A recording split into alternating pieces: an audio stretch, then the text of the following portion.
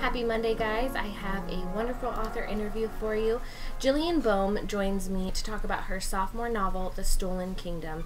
This is a really great interview, and Jillian tells us a lot about her super long journey to being published, and I think it's a good reminder. It helped remind me, too, that, publishing's really slow, but also there's lots of rejection even after you get an agent, which might be a hard pill to swallow, but is a good thing for us to know.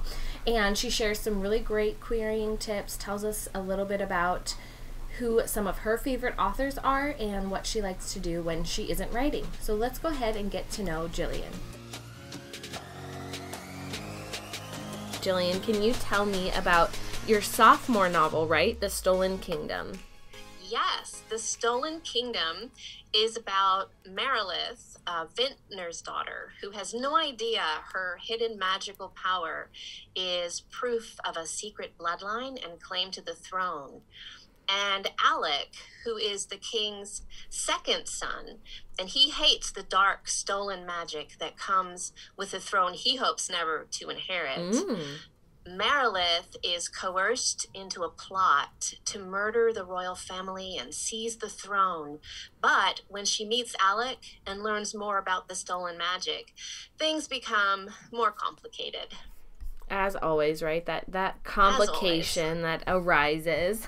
There would be no story without the complication. Yes. Oh, well, awesome. I mean, that sounds so exciting. And I'm sure it's just like a dream to have your sophomore novel come out into the world, right? Tell me a little bit about your journey to this point to having 2 published books. My journey was incredibly long. A never-ending journey. I actually self-published a nonfiction book back in, I think it was 2003. It was called My Lima Beans Are Allergic to My Spoon, and it was a collection of humorous anecdotes for stay-at-home and work-at-home moms. And so after that, I decided to try my hand at writing some fiction, and I started writing my first novel in 2004.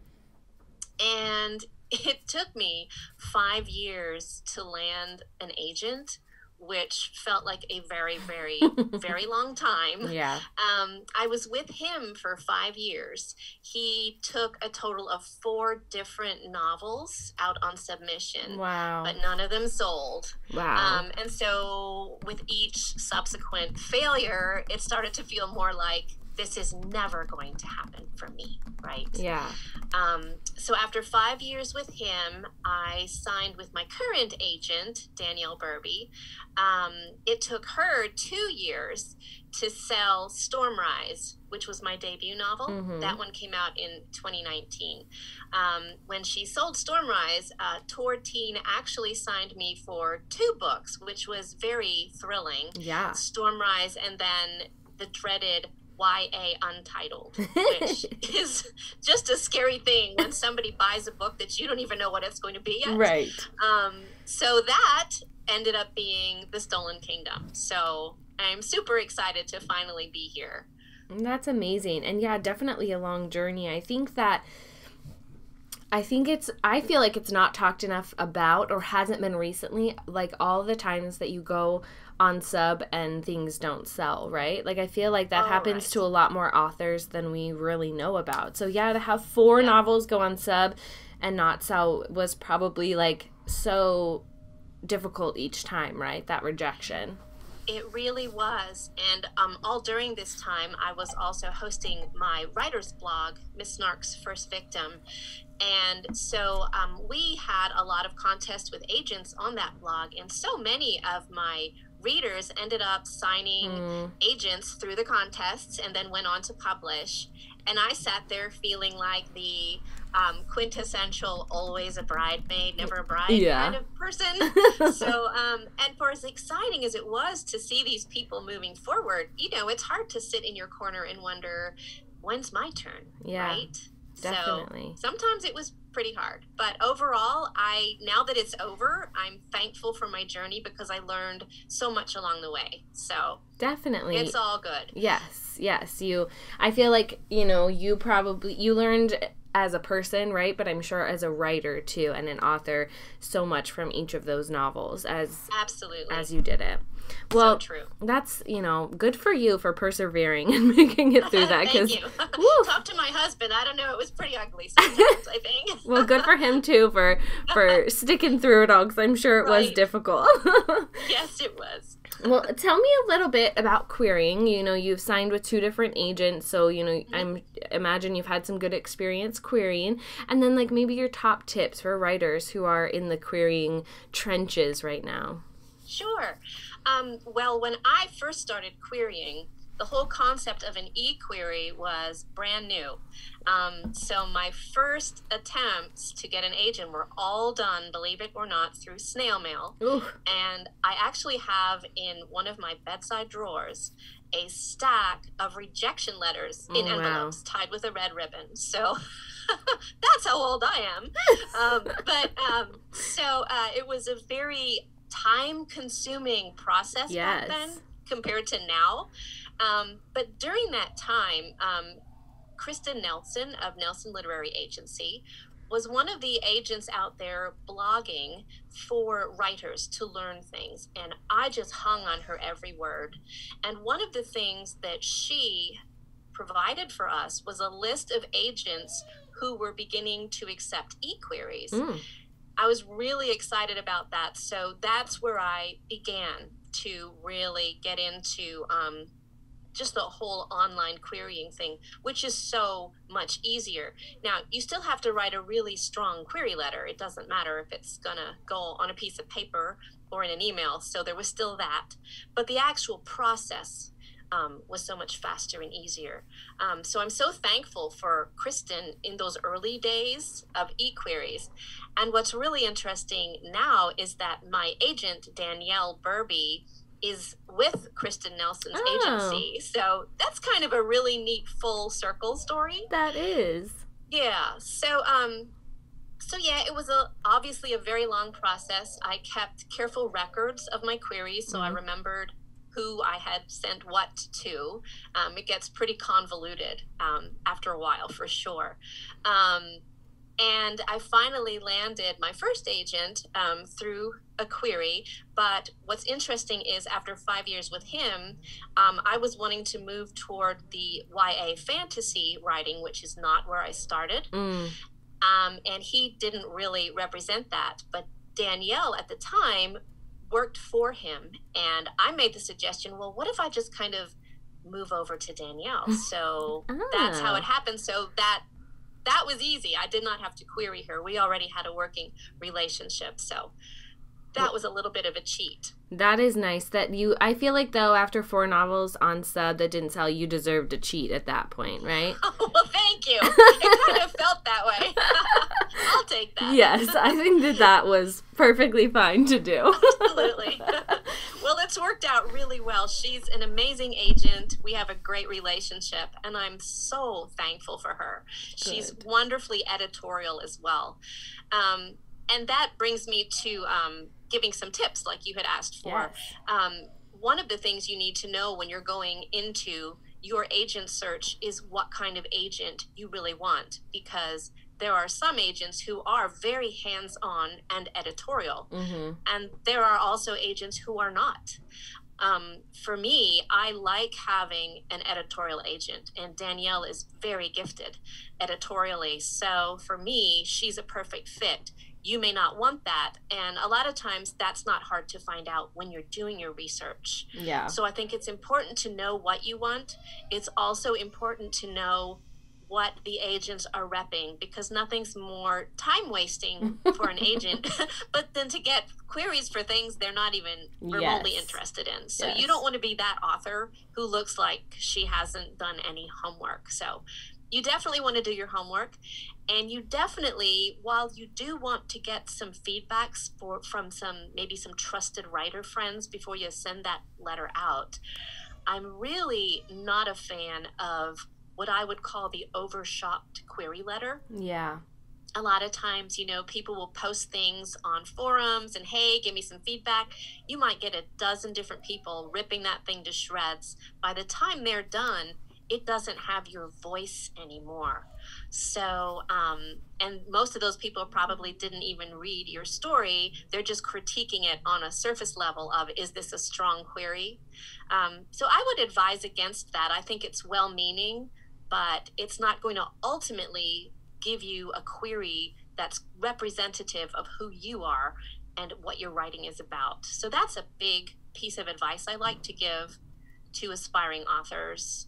And also, if you go to my website at jillianboehme.com, you can download an ebook that I wrote a number of years ago called Agent Demystified. Ooh. And it's free, and it's got a lot of great information in there. And my whole goal in writing that little ebook was to take away that kind of scary aura that seemed, we're kind of afraid in some ways of agents. And my whole point of writing that book was to take away that scary edge and just get out there and do your thing and get an agent. So that's a free resource that I would like to offer to all aspiring authors out there. Ooh, I love that resource, and I love that idea too. That's what I love most about the agent podcast interviews I do, is that, like, demystifying them as magical creatures who just want to ruin our lives. Yes, right? Like, they are real people. They're real people, and they love books, and it's,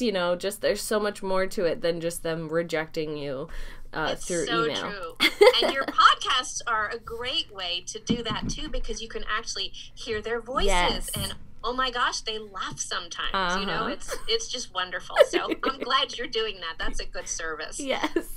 I do love your tip about the overshopped query. I think that advice rings true even for your own writing too. Like, maybe don't have 50 beta readers who are all giving you different advice about your novel, but same thing for your query. Maybe stick with a few trusted critique partners and shop it through them. But sometimes, the hardest part of query writing is just realizing that you're going to have to take some space from it, come back, over and over again until you make sure you get it right. And that I think we all want to get querying over with and, like, just be done with it as fast as possible. But it's like a dentist appointment, right? Yes, like, let's just get it done with. But I feel like you do have to give it some time, which is the hardest part of it. It is so hard, but yep, that's absolutely true. It takes a lot of time. Well, wonderful. Thank you for sharing those tips. My next question is about the Stolen Kingdom. I'd love to know what's something you hope readers will take away from this novel. Yeah, it's funny that questions like this are so hard. And I think it might be because when you're writing a story, you're not really thinking about what readers are taking away. You're just writing the story, But when I reflect upon it, I think that there's a real underlying theme of forgiveness in the story.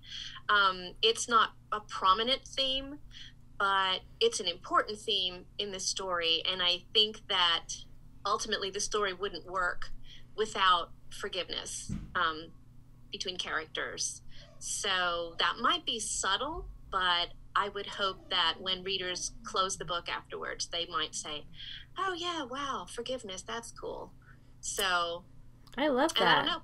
Like I said, that might be too subtle, and someone might read it and say, what is she even talking about? But that's okay too. I love that. I think we need more forgiveness in this world, right? I think we really do. And practice at it. So I think that's a good thing to hope people take away from your story. Well, thank you. My next question, Jillian, I'd love to know who some of your favorite authors are and a little bit about why you love them. Oh, what a fun thing to talk about. My favorite author of all time is Jane Austen. So good. Always has been, yeah. I love her dry wit. I love the way she talks about her society, kind of tongue-in-cheek, and without being overt, and you still fall in love or in hate with the characters. Yes. So for me, that's just timeless, and I'll always go back to her. Speaking more contemporary authors, right now I'm really in love with Ray Carson, young adult fantasy with such lush world building and memorable characters. I really enjoy Leigh Bardugo. I think she has an incredible gift for giving a distinct voice to each point of view character. And of course, her world building is fantastic too. And also, I would be remiss not to mention my own daughter, who is also a writer. She's not published yet, but she and I actually have the same agent, which is very cool. And she is one of my favorite writers. I absolutely love her voice and her style. Her characters are incredibly believable, and I'm so excited for her to eventually break in, and so that everybody else can read her stories too. So her name's Maggie Boehme, and I'm just waiting for her day in the sun. Oh, that is the sweetest ever. That'll be so fun. You guys should write. You should write something together too. We've talked about it. We really have. Yeah. That would be so fun. My next question is about when you started writing, like when you fell in love with it. Were you a young writer? Was it later in life? Somewhere in between? I started writing very young. I have my earliest memories of writing things when I was only 6. Wow. And I wrote all through school and high school, did the creative writing thing, all that stuff. But then I ended up majoring in music in college because music is my other passion. And so writing kind of took a back seat. And I didn't get back to it until I was in my 30s. So I think that as far as from a publishing standpoint, I'm more of a late bloomer. Yeah. But even though I've been writing pretty much all my life, it didn't really come into focus for me until later. So definitely more of a late bloomer. And I know this sounds really cliche, but if you are an older writer or somebody who is older, by older I mean you're out of your 20s, okay? Publishing is a very young looking industry. Yes. So if you're out of your 20s and you haven't started yet and you really want to, it is absolutely never too late to write. Yes. You can't let yourself be defined by an industry that has an externally young vibe, because it's actually not true. There are authors out there of all ages.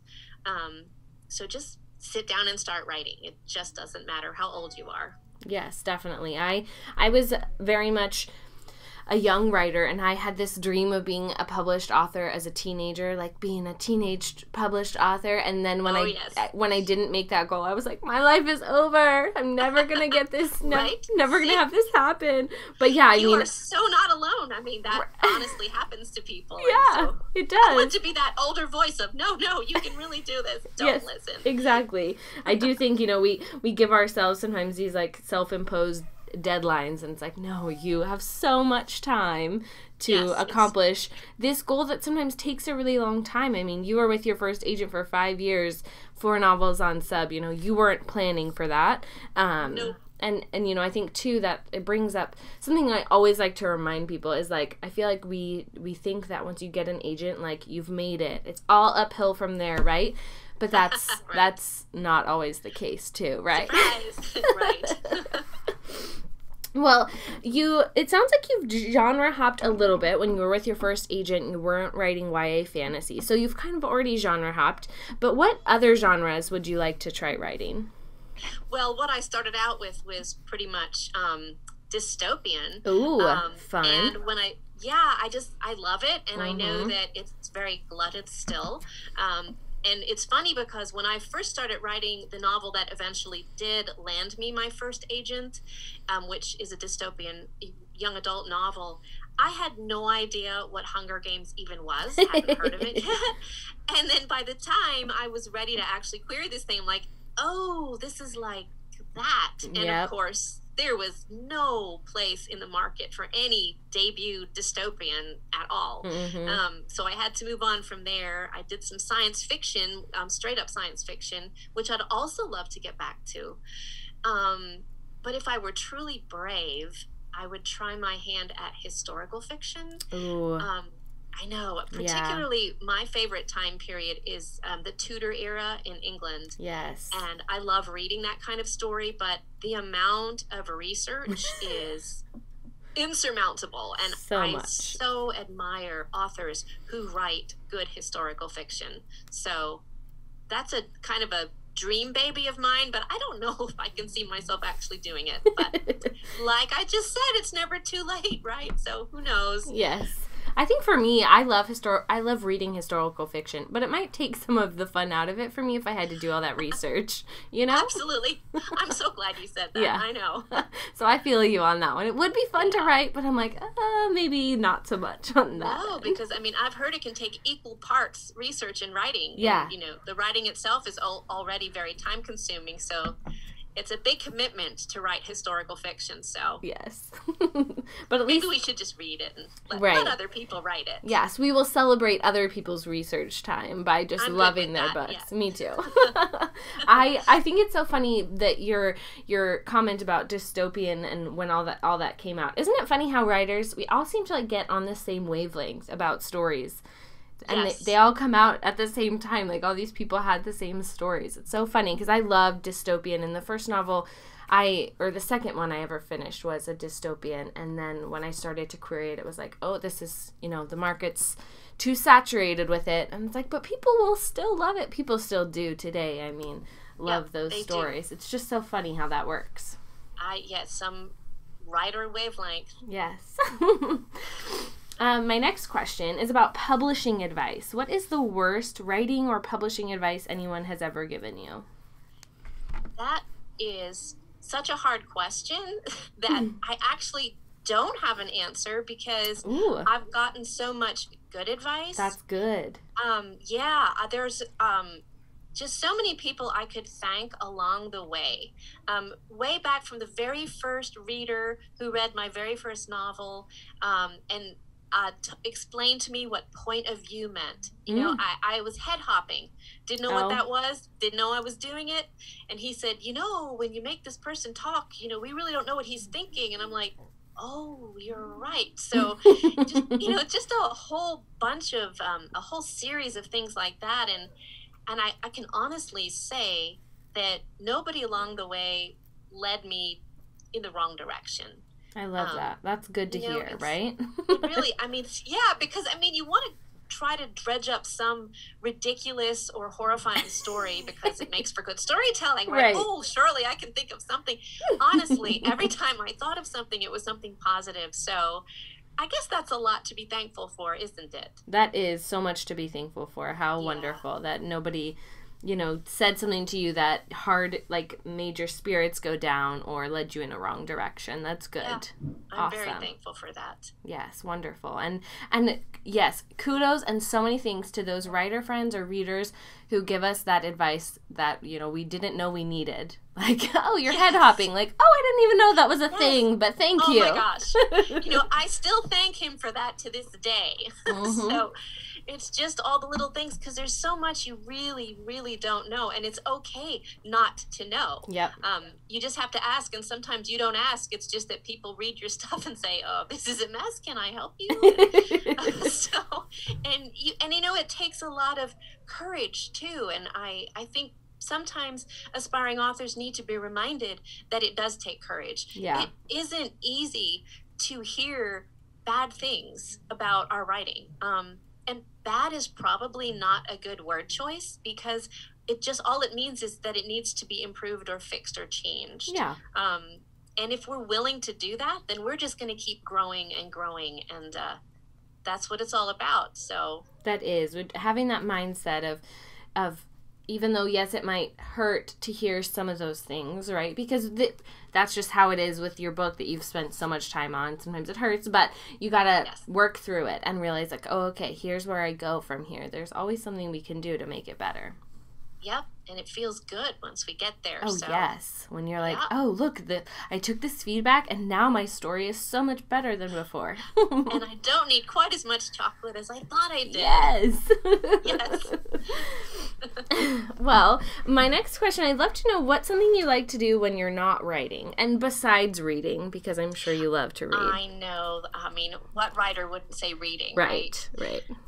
Well, like I said earlier, I am a musician. Oh, yeah. I have my degree. I have a Bachelor of Music degree. So I originally was going to teach. I did teach elementary music in a public school for a year shortly after I was married. But ultimately wasn't what I really wanted to do. I have sung with the Nashville Symphony Chorus for the last 5 years. So cool. Of course, that's all shut down now, so that's been a pretty serious loss in my life. But prior to that, it was the most amazing, fulfilling musical experience I've ever had. The Nashville Symphony Orchestra has really come a long way since its inception, and they are a Grammy award-winning orchestra. So to sing classical pieces of music with them in the beautiful hall here in Nashville was just profoundly wonderful. I mean, I can't gush about it enough. So prior to everything shutting down, that was a huge part of my life for the last 5 years. I'm also a pianist, so I enjoy playing the piano. I enjoy giving my nephew piano lessons. That's very fun. And I also love to scrapbook. So I'm not a very crafty person at all. Like, seriously, I'm the mom who does not want glitter in her house because it's a mess. I can't stand glitter. So thank you. Yeah, I mean, glitter is just from the devil. So it's not my happy place. But scrapbooking is different because it's photographs and pictures are a huge love of my life. So I'm way behind technically.